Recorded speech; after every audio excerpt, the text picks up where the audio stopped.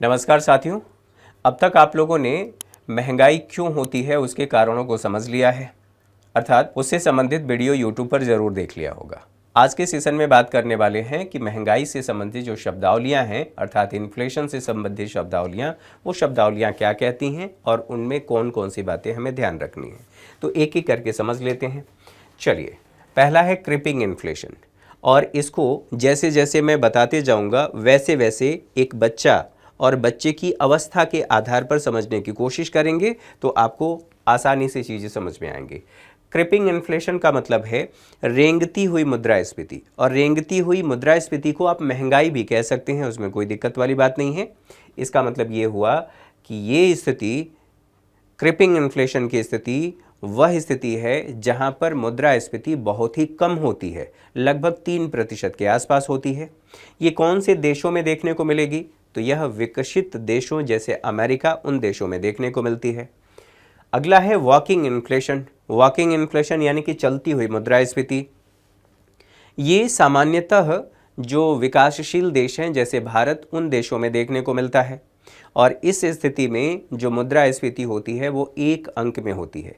लेकिन ज़रूरी बात यह है कि वॉकिंग इन्फ्लेशन में या वॉकिंग इन्फ्लेशन का होना ज़रूरी है। यह आर्थिक विकास के लिए और आर्थिक समृद्धि के लिए आवश्यक होता है, अर्थात ये जो स्थिति है आप कह सकते हैं सीमित और नियंत्रित है।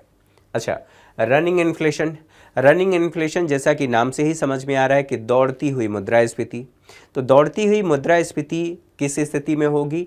तो इस समय इन्फ्लेशन 2 अंकों में हो जाएगा। 2 अंकों का मतलब है 9 तक आप कहेंगे कि 1 डिजिट है, और 9 के बाद जैसे ही 10 शुरू होगा वह 2 अंकों में हो जाएगा, तो हम कहेंगे कि इस स्थिति में मुद्रास्फीति 2 अंकों में होती है।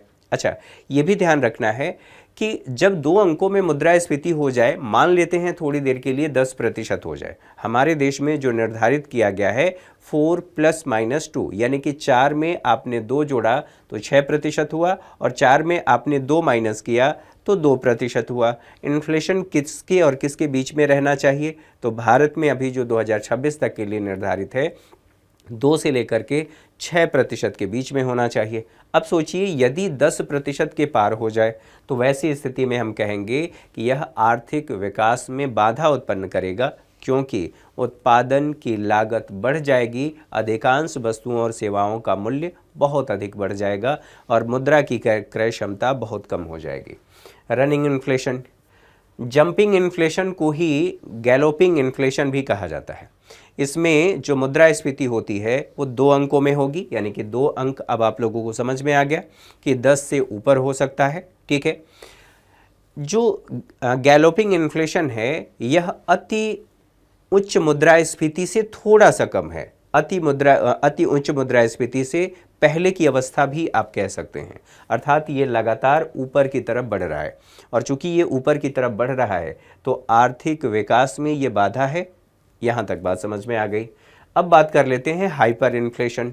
हाइपर इन्फ्लेशन की स्थिति में मुद्रास्फीति यानी कि महंगाई बहुत अधिक होती है, लगभग 4000% के आसपास हो जाता है। ऐसी स्थिति में मुद्रा की जो क्रय क्षमता है या मुद्रा की वैल्यू है बहुत ही कम हो जाती है। आप ऐसे भी कह सकते हैं कि जो कागजी मुद्रा है उस पर लोगों का विश्वास बिल्कुल खत्म होने लगता है।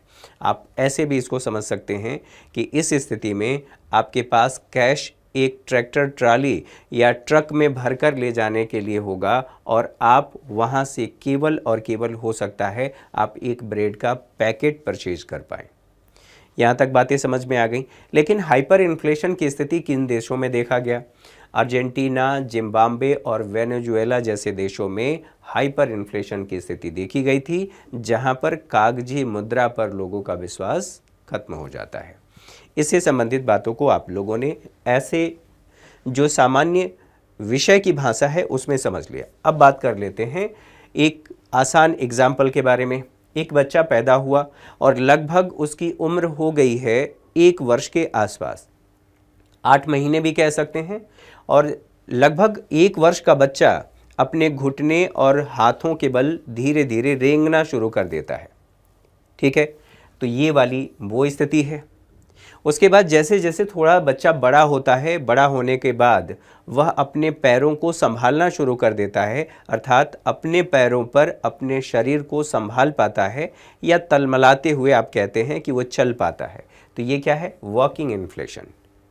अब दूसरी स्थिति, अब बच्चा अपने शरीर को अपने पैरों पर पूरी तरह से संभाल पा रहा है, और पूरी तरह से संभालने के बाद अब धीरे धीरे वो दौड़ना शुरू कर दिया है, अर्थात अब उसकी स्थिति इस लेवल पर हो गई है कि वो दौड़ सकता है और अपने आप को संभाल भी सकता है, तो दौड़ना शुरू कर दिया है। दौड़ने के बाद अब बच्चा थोड़ा और बड़ा हो गया, और बड़े होने के बाद वो बेड पर चढ़ करके, चेयर पे चढ़ के, या कहीं और किसी ऊंचे स्थान से कूदना शुरू कर देता है। शरारतें बढ़ जाती हैं, और ऐसी स्थिति में भी माँ बाप बच्चों को जल्दी संभाल नहीं पाते।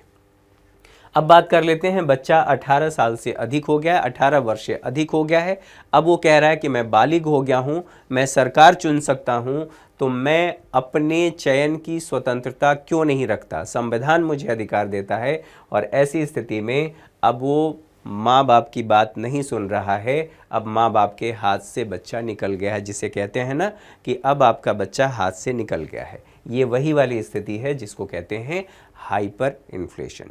तो इससे संबंधित जो बातें थी आप लोगों ने समझ लिया, और बाकी बातें अगले क्लास में, अगले वीडियो में इसी तरह से हम लोग समझते रहेंगे। आप सभी का कमेंट अपेक्षित है, कमेंट करके ज़रूर बताएं क्लास आपको कैसी लगी। आपका कमेंट हमारे लिए प्रोत्साहन का काम करता है, और ऐसे ही लगातार वीडियो के लिए आप संस्कृति IAS के YouTube चैनल के साथ बने रहिए। नमस्कार।